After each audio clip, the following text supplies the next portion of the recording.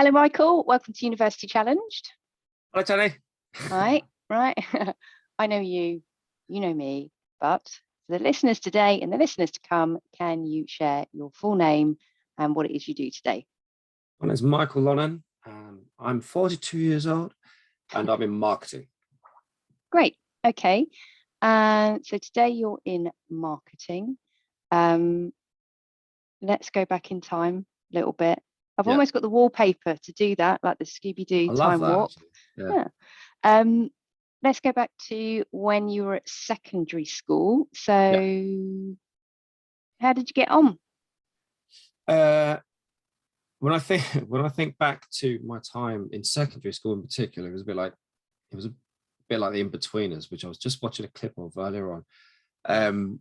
It's a bit like the In-Betweeners where wasn't one of the really popular kiddies, but wasn't one of the morons at the other end, sort of in between. A bit like the character Simon. That's it, with the stupid hair where he kind of gels it up and it looks utterly ridiculous, but a bit like him. Yeah. So I think that would probably be a good way to surmise it.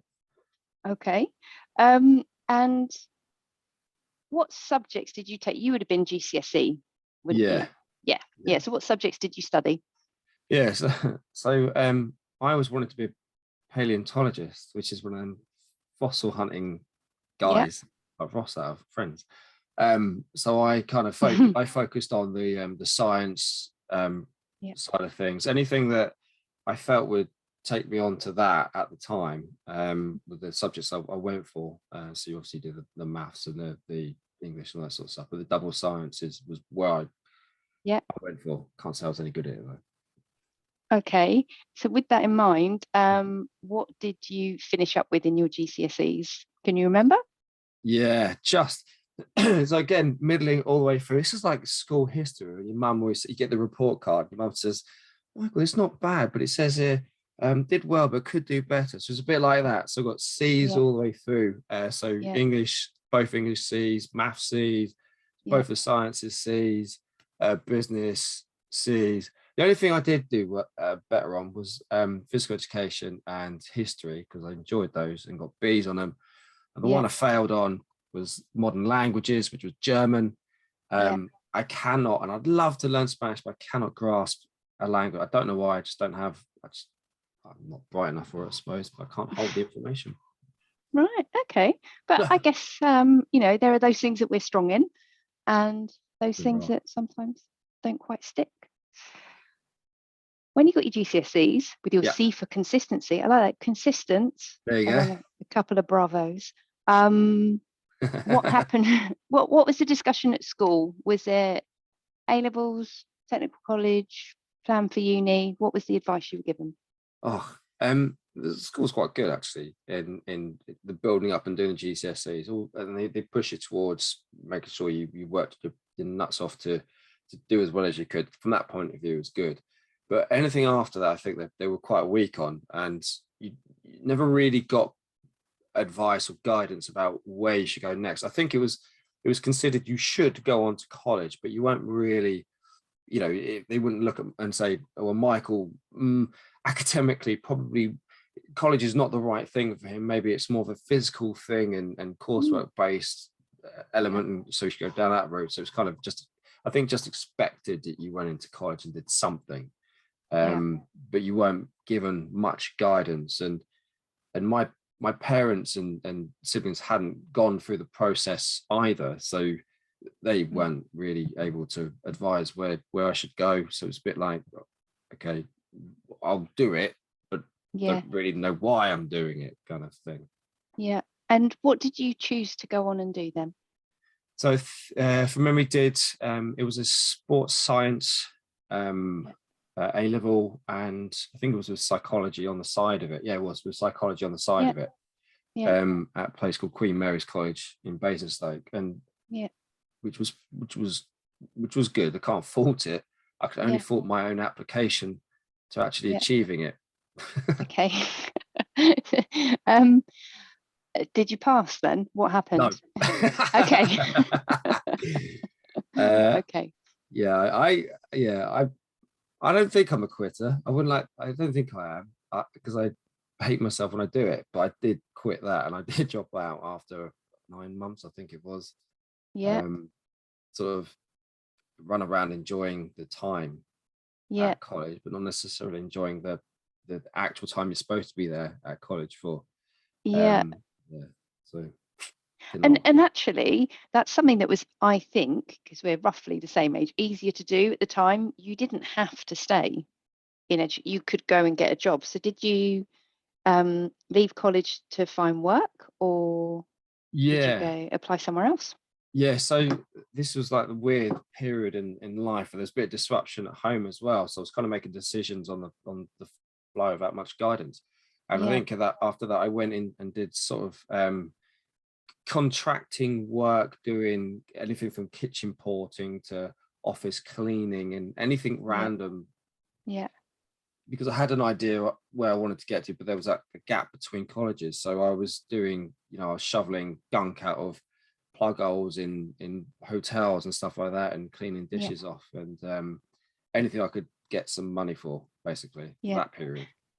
And so your plan then, you said you had an idea of where you wanted to get to. What was that? Yeah, so although I quit, I actually still wanted to get into. I was like, well, I hate exams, right? And that was kind of where the problem really was in my head. I didn't think under pressure, I thought I'd be pretty rubbish. So I went into a coursework based set of degree, a BTEC National Diploma, I think it was, in sports science again, but it was basically coursework led, which I am fast with a bit of thought. I can put much better responses down on pieces of paper. So that was the idea where I wanted to get to. And did you return to the same college, or did you go somewhere else? It was a different one. If you remember, or Basingstoke College of Technology, the famous. I am an alumnus. Alumna. I don't know. I went there. Yeah. So I went. I signed up there, and that was a 2-year course. With a couple of really good tutors. One of which I actually got in touch with recently, randomly. I don't know why I had this impulse to go and try and speak to him, and he turns out he's an MBE now, so that was a bit weird. Wow, that's amazing. He was a really nice guy. I couldn't believe it. It was a really good tutor. I can't say we got on particularly really, really well, but he was a good teacher. But I thought I was a bit of a dick during that time, if I'm honest.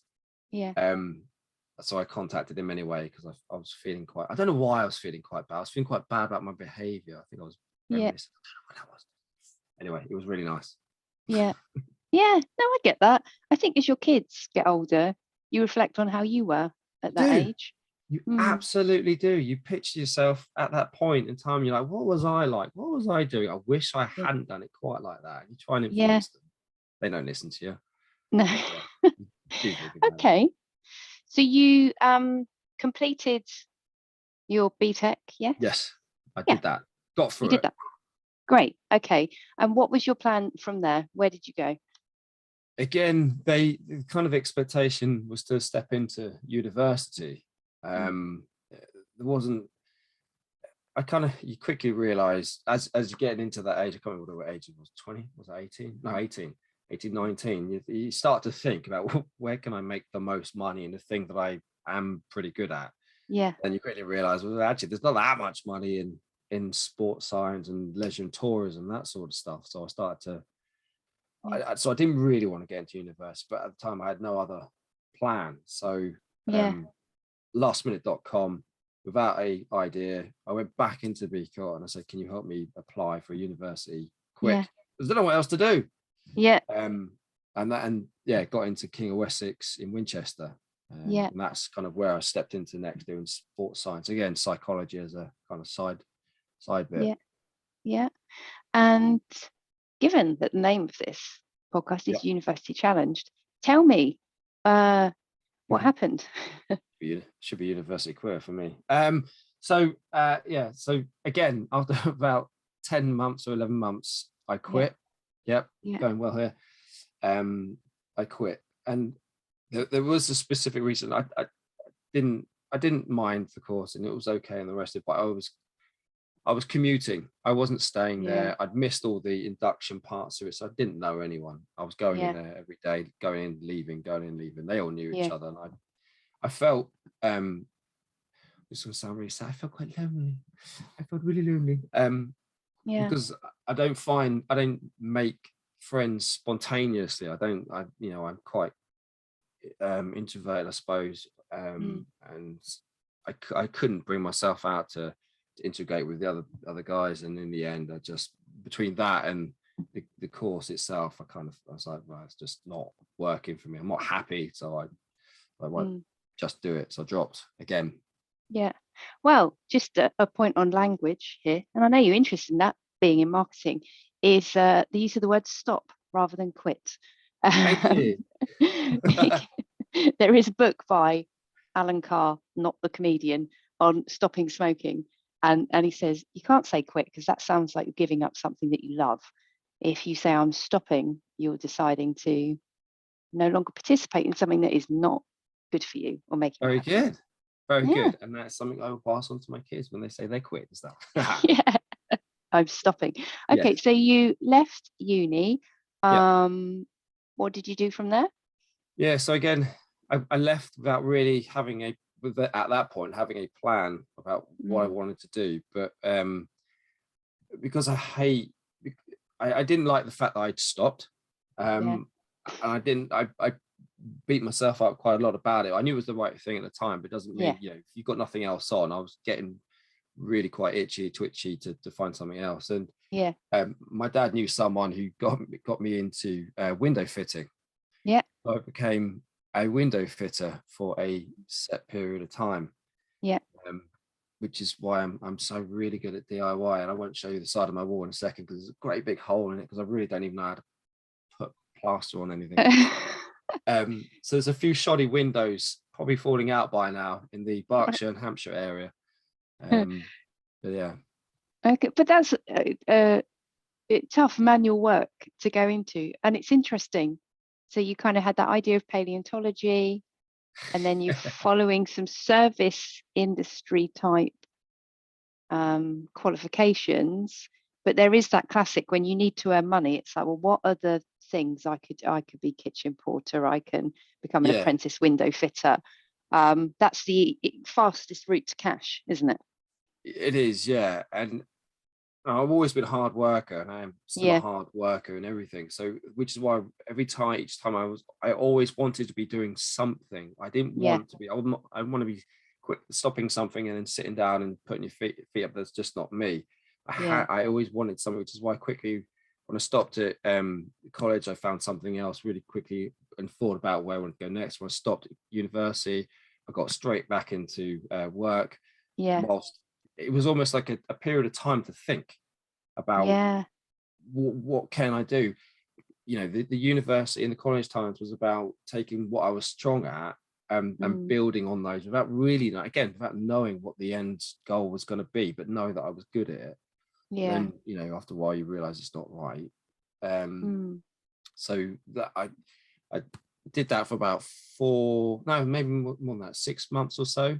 But like you say, it was bloody hard work. But maybe realized I didn't want to be a window fitter for the rest of my life. So you tried that, said that's not for me. What happens from window fitting to marketing? How do you go from that to that? I know. So this is random. So I was kind of always looking around thinking, how can I get into something and build a career effectively?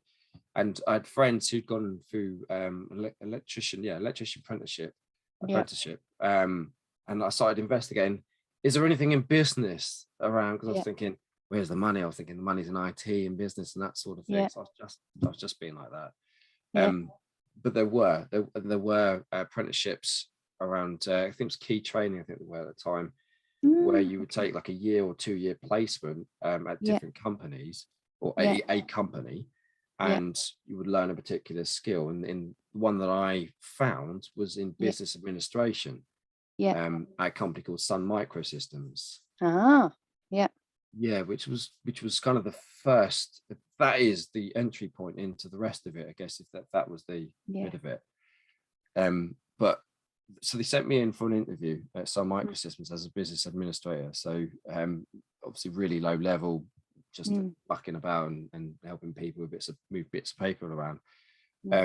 But they felt I went in and got interviewed by a lady named Fiona Gallagher, a really sweet lady, really eccentric, and we went in there, had a great time, had a great chat. But I had clearly no experience. But she liked me as a person. But she said, "Look, you're going to get pretty bored after a while here, or pretty quickly you're going to get bored." So she didn't offer me the job. Okay. So yeah, that was a bit of a setback at the time. Yeah.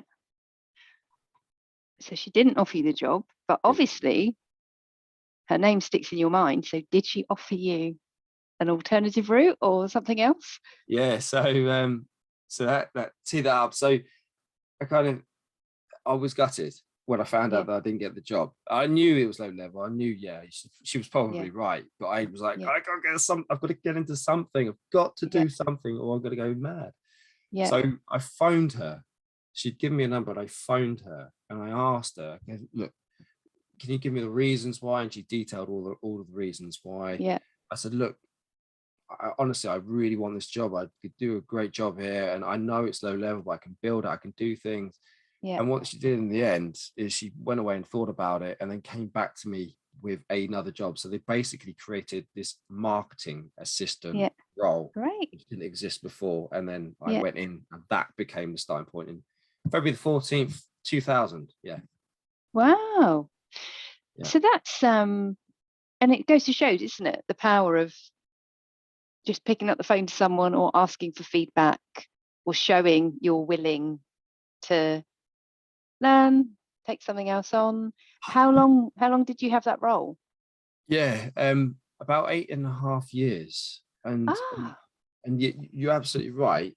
I can't imagine how many people have lost out on a role that they really, really wanted because they just took no for an answer. Yeah. And anyone listening, I would massively advocate, if you really want something, but you've not got the answer you want, then find out the reasons why, and actually see if there's something you could do about it. Sometimes there is, not always, but sometimes there is. Yeah, that's fantastic. I take it your job changed over those 8 years. What was sort of your learning process within marketing, and how did your role change? The apprenticeship went on for 2 years, and then I did a further, I think it was a customer service one, just to keep on plugging away in there at Sun Microsystems. But what happened is that I just kept on irritating people and asking for different things, to do different things, to try different things. And a team over there might be in charge of putting together the customer publication, which is a magazine, I can't remember, the .com Times or something like that. And I would go in there and find out what the process was, what was being said, why, how did you get the content, where did the adverts come from, and why. And there was a web team over there, and I was like, well, can you show me how to build a website? What's coding? What's HTML? How does that all come together? Yeah. And I was picking up different skills. They could see I was enthusiastic. Yeah. They could see that I worked hard. Yeah.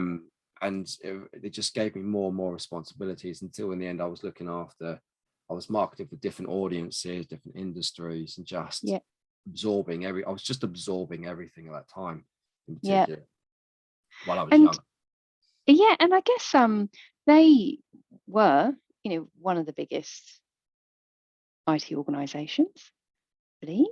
Yeah, in the world. Massive, massive at the time. So that's an incredible organization to kind of have on your CV as a first, proper job. Where did you go from there? Yeah, so I got made redundant after 8.5 years, and this was just before they got acquired by Oracle, and they kind of disappeared. It was a real shame, because the culture of that place, as you say, was fantastic. Honestly, the people I worked with were amazing by and large, and I managed to learn a lot. But I got made redundant, and then I joined Microsoft. So I went to Microsoft to do a maternity cover for a year. Again, looking after, I think, the developers at the time, so people creating software effectively, kind of marketing out to those people, trying to trying to effectively not sell, but convince those developers that the Microsoft technology was the best stuff to use and the best tools and that sort of stuff. So I did that for a year, some maternity cover contract. Yeah. Okay. So you've got some microsystems, Microsoft. I don't know. Where do you what was your next role? Where did you go on to from there? Yeah. So the next one was randomly an accountant in Portsmouth.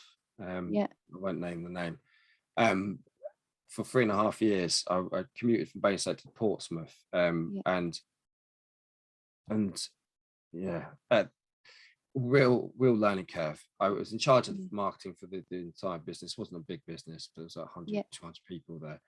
But I learned so much about what not to do, as much as about what to do, or how to treat people versus how to build up your own skills, and all the bad things that ever happened. And I learned. I was in the deep end, and I learned tons. I mean, I'd already learned 8.5 years or 9.5 years before that, some really great stuff. But this, it didn't prepare me for these 3.5 years. And I didn't regret the time, but it was tough. And I think, but you raise an interesting point there, because I don't think that people talk about the lessons very much. So there is that element of, when you learn, sometimes you learn by something going wrong. Like if everything was always perfect, you wouldn't be learning. So I think you've kind of just highlighted that. Certainly for some people, they might think, you got the dream job, it must have all been amazing, everything you ever did must have been 100% a success, but you learn as much from the stuff that didn't go wrong, or the experience you had with people that weren't positive, as you do from getting the award from Marketing Week or something. Honestly, absolutely. I've failed so often, vastly more than I've succeeded. But it's, as you say, it's those things that build up your resilience and understanding of actually what has got a better chance of succeeding. And that happened all the way through. And then at this particular accountant place, it was also the owner was so, I don't know the word, it was a fantastic businessman, brilliant, one of the best I've ever come across before and since, but he was an arsehole. And I was always battling to try to appease and as much as do my job in the right way that I felt, but also appease him in the way that he wanted it done. So I was failing all the time, particularly in his eyes. I was failing all the time, and I was just always looking for the right way of doing things. And when you got it right, it was fantastic. But that learning, hard as it was, has still created an additional foundation for everything that's come after it. And so did you decide after that to return to tech? Is that where you've been ever since? So I went from there back into the tech world, actually working at this is where we met at a place called Resource IT, marketing agency, looking after Microsoft partners for 5.5 years there. And what do you think, because you've done vendors, you've done agency, so actually in terms of marketing exposure, and you've been client sides, working for an accounting firm, so that's a really rounded set of skills, I would have thought. It has shown me each of the different ways of approaching writing a message or putting together an advert or building out a campaign. That really has helped, and I didn't know it at the time, and I guess I didn't really know it until I went to the marketing agency, that I was actually a fairly creative person in my mindset. And I think that, combined with my lessons the 12.5 years before that about understanding audiences and kind of understanding when a message is right and being able to persuade them that to take the direction I want to take them on, that creativity and that persuasive kind of writing approach helped, particularly with the agency side of things, where I was creating different campaigns all of the time. So I think actually that did create that rounded approach. Yeah. And did you have a sort of idea throughout your career where you wanted to manage campaigns across Europe, or you wanted to manage campaigns for a specific sector? Did you have a sense of that in your mind as you were sort of moving throughout your career? I think it was always a case of just wanting to build on and build on and build on. It was like you've got a bit here and you've worked it and you kind of understand it. What else can you add to it? What else can you do? Where else can you go with it? How else can you apply it? And I always wanted to build on that and never kind of satisfied in just being in one place all of the time. And that has kind of been a bit of a feature of my career, and that's why I ended up at Stevo Systems, which is doing a European role and traveling around quite a lot, because it was that drive to want to kind of understand audiences further. Yeah, that really got me into that, and that's why I ended up there, I suppose. Yeah, okay. And what do you think, because you mentioned, like you said, being at the agency made you realize that you are quite a creative person. How do you get to sort of express that today then? Are you you're going to show me something then? So I guess, so your role today, is that are you pan-European again, or are you UK focused? I'm UK focused, looking after particular industries. But the company I work for, I used to actually work with at the old agency many years back. Right. So I knew a lot of the guys that worked there. I worked for one of the people I worked there or worked with. So they kind of know me, and the HSO. And it's a brilliant company to work for. It really is, and I'm not blowing smoke up anyone's backside, but I've worked in enough places now to know when a company is decent and they treat their people really well. But the role I do now is very focused on particular industries that I'm going after, but also I'm given creative license just to come up with things that might affect other industries, other products, and other people. And that's why I love it. I love just being able to, I mean, I'm old now, 42, so I kind of love it. I said we're roughly the same age. I mean, there's 5 years there. I'm sorry, aged you. See, because you've done a couple of things recently that I think people might not consider would be within, like, it seems to me you've been able to do a couple of things that stand out as really creative and outside of what people might think marketing typically entails. So can you share what those two things are? I know you know what I'm on about. I think I do. You have to. So your podcast and your book. There you are. Yeah. So again, like I say, HSO give me free license to come up with different ideas and be creative, and where I think actually there's a gap for us to reach a new audience in a new way.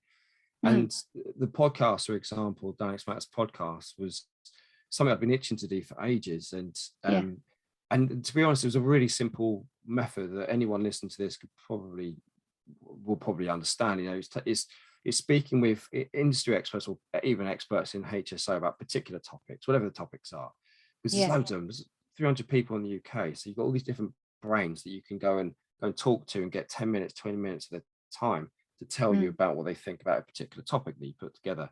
Right now, you take that topic, you can then create written content that you can share out into the wider world. You can socialize it. You can do so many different things with this little bit of content and this big brain over here that you've just sucked all the goodness out of. And we've done now 65, I think, 65. Wow. Which I don't know. You're absolutely prolific and brilliant. But for me to maintain that is been quite a challenge, because I'm basically doing that as a bit of a side thing, on top of everything else. So that I love doing it. I really love doing it, and I think it's bringing the people to the fore. Because what happens in a lot of big companies is that there's lots of people and they're kind of hidden. They're really bright and really clever, and they're doing some brilliant stuff, but they're hidden away, and they'll never see the light of day.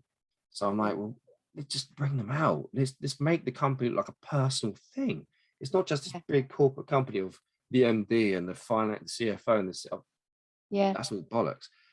the real company is the people underneath all of that. There's people that are working with customers, delivering projects. Those are the people I wanted to get to. Anyway, going off now. But that was kind of formed the basis of it. And the second thing was the book, which was a bit bizarre. Confessions of a Data Man. Right.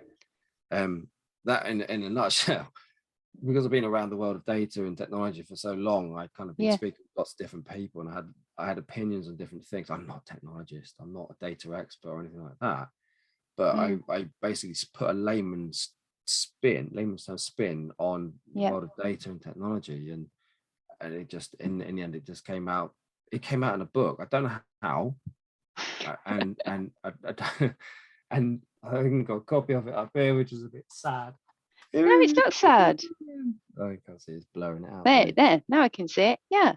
So it's a proper book. That was just another example of having driving myself to do something, wanting to be creative about the way of approaching it, and just having a different way of reaching an audience. And that's kind of what marketing is really about.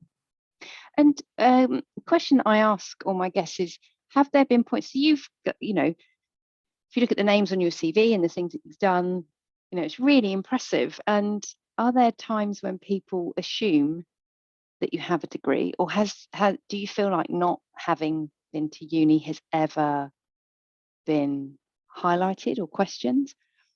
I can't say it's ever been questioned, but during interviews with different, it hasn't ever been questioned. Not in the jobs I've ever got into, I've got to say. I've never been asked, you've got a degree, it's going to be a deciding factor.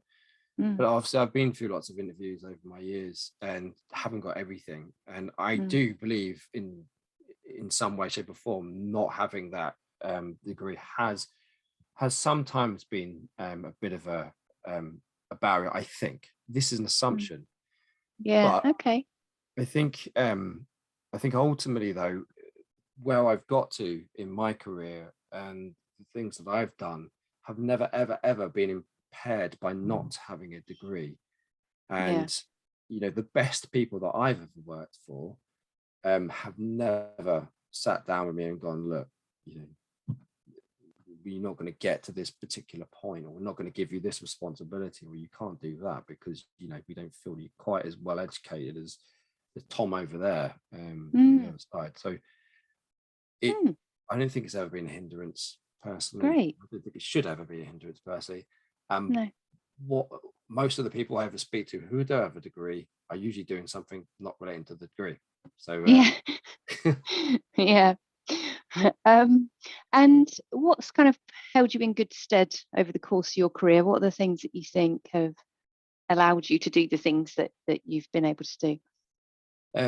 I think first and foremost, hard work and the willingness just to do as much as I can and take personal pride in the things that are done. I think that above anything has steered me in good stead, because that kind of drives on other behaviors, like the desire to want to try something different, the desire to go and speak to your manager about picking up a new responsibility. But that hard work emphasis has driven everything else, because I'm not particularly bright and I'm not academic by far.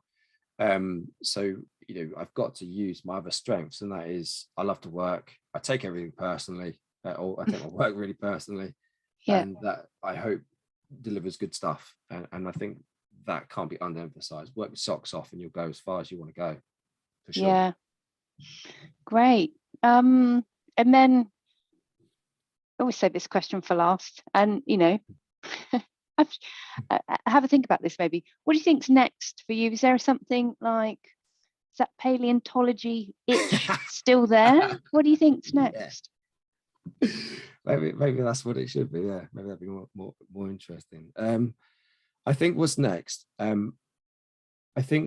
is I've always shied away a little bit from being a leader or building out to be that kind of with a big team underneath, or a team underneath that's in kind of like, because I like the doing, I really like getting stuck in and getting dirty with the work.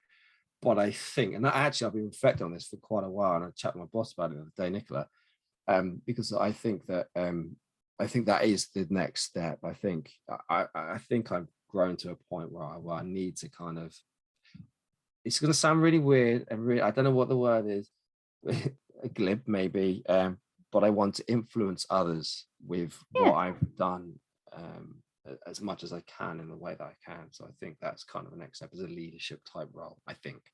Yeah, no, I completely get that.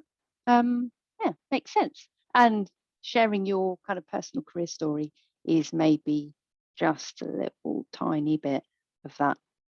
But yeah, quite possibly. And I do find myself talking to the girls about it, because they're quite, my girls are quite inquisitive, and they are asking me about different stuff, and what do I do, how do I do it, why do I do it? And I do find myself now, before I kind of brush it off, but now I'm starting to tell them some of the stuff that I'm doing and why it's been done. Not consciously, just because I feel that they understand it better, and I almost want to not influence them, but kind of show them something that's going on in the real world around them, other than school and their mates. Yeah, no, that's fantastic. So I guess then finally on that point, that your girls are how old? 9 and 12. 9 and 12. So what would your advice be to them on how they approach their sort of first steps out into, I don't know, beyond GCSEs and on into education and the wider world? Yeah, I'd say, and again, I think about this quite often, because I'm like, I've got the eldest is obviously going through senior school. In the back of your head, you're thinking, she'd be thinking about what she wants to do afterwards. But should she? I'm not sure that she should. And I think that actually that will come to my advice, is that whatever you're in, don't feel like that's the end. Feel that that's just like one part of the journey that you're going to go through, and that at any point at any time, if you want to change and you want to try something else, do it.